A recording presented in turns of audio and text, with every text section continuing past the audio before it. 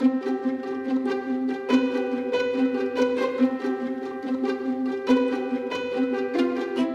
world, in this video we're going to look at doing a little starburst. Watch this icon up here, watch the little starburst. Okay, it's this little effect. We see that little starbursty ray thing that appears, okay, at the same time as the icon. Okay, we're going to make that in this video. Okay, so the first thing we need to do is draw a shape. Now you can't just go and draw a rectangle and use this. Okay, we need a rectangle, but we need the center of the world to be in the middle of the rectangle, and it's a lot easier to do that if we just double click up here. So I'm going to use the rounded rectangle tool, just looks kind of cool with it being a little bit blobby. Okay, and just double click the icon. It throws in a rectangle right in the center of our space. It's far too big. We can resize it, it's no problem. There's a few different ways of resizing things, okay? If I grab the edge, I'm actually scaling it. I want to actually change its physical size, and we do it by down here on my shape layer under rectangle 1, okay? And here there is rectangle path. Okay, that's its core, its size, position, and rounded edges. So what I'd like to do is I'd like it to be a size of about, I want it to start at a width of about 30 and a height of 0. And what you'll notice is, okay, it gets down to 0 if you don't unlink this. Okay, so I want the width to be 30, okay, and the height to be 0. So make sure that chain link is broken, otherwise they're connected. Now what you'll see is, I'm going to zoom in a bit. You can see it's 30 pixels wide and 0 high. So that's how it's going to start. What I'm going to do is bring my playhead back to the beginning here. So what I want to do is animate this. So I'm going to turn on my keyframe. So at frame 1, the size is going to be 30 by 0. And then after about a second, okay, it's going to be 0. So it's going to be very thin, but very tall. How tall? I'm going to make it about 60. It really depends on what you want to do. And watch, see the difference between the two? Kind of goes bloop. Cool. I'm going to go back to fit. I find this is good because I can see it in proportion to everything else, especially because now I want to move it. So we're going to set a keyframe for position. Make sure your playhead is here at 0. Okay, move along to this one. Okay, remember, hold shift on your keyboard and it will lock into the exact same position as this keyframe, so they line up.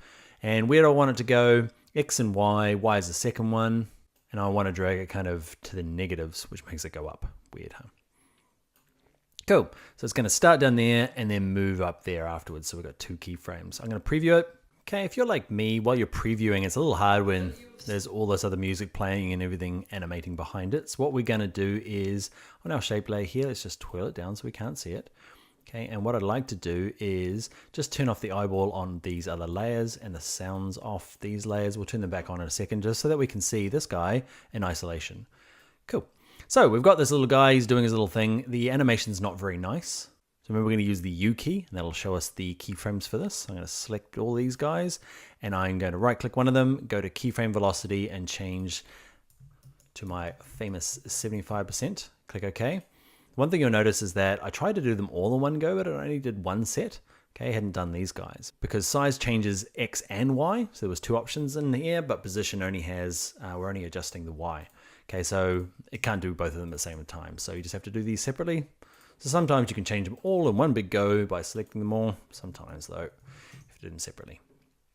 Hopefully a little nicer now. Bloop. Okay, you add your own bloop noise. So the next thing I need to do is kind of repeat it round in a circle. So I'm going to kind of put my playhead halfway between these two just so I can see it. Okay, and what we need to do is add what's called a repeater. You do it, I'm going to have to twirl it back up to see everything in here, and make sure you've got layer 1 selected. Okay, shape layer 1, click this word add, and just add this one called a repeater. The repeater is an effect, okay, and what we can do here, just have a little look. There's 3 of them. There you go.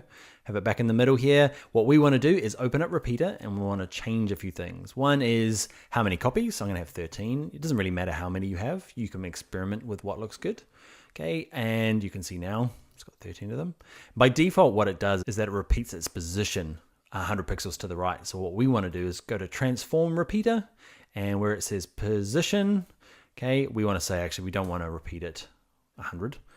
Do that 0. So there's 13 of them all stacked on top of each other now. What I want to do though is I want to play around with the rotation. Now divide 360 degrees by 13 little copies. I have no idea. So what you do is you go 360 divided by how many copies you have.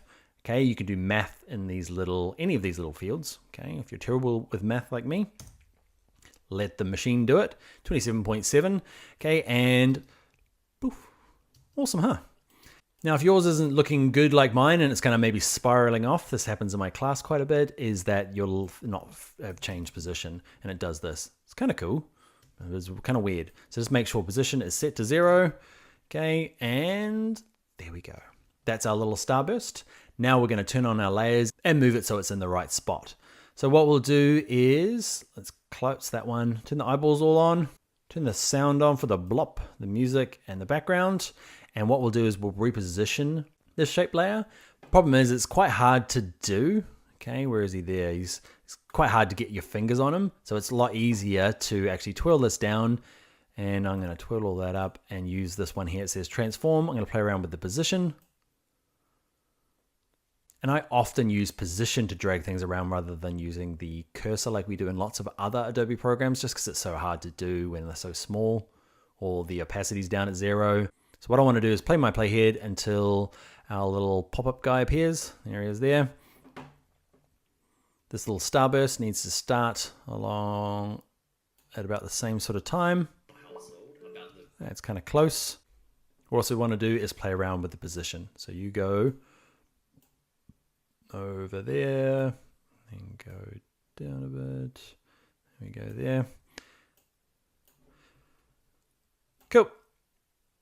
Now we're going to play it, and how good is that? That's kind of cool, huh? Okay, so if yours is doing something weird and you're just like, oh, I still can't do it. Okay, you're going to have to go back through this tutorial and do it exactly step by step. What you'll find is, say here in the shape layers, there's lots of, there's transform position here. There's also transform position in the repeater. There's also in the rectangle here, there's position. So you just got to make sure you follow me exactly to make this one work. The cool thing about it though is once you've done it once, and you want to use it for another job, just go and copy and paste this shape layer, okay, to any new comp or any new project you're working on, or even better, just steal my one. Okay, my one definitely works. I'll save it now and it'll be part of what's called the completed files. You'll see a link to it on the screen somewhere. All right, that's our little circle pop.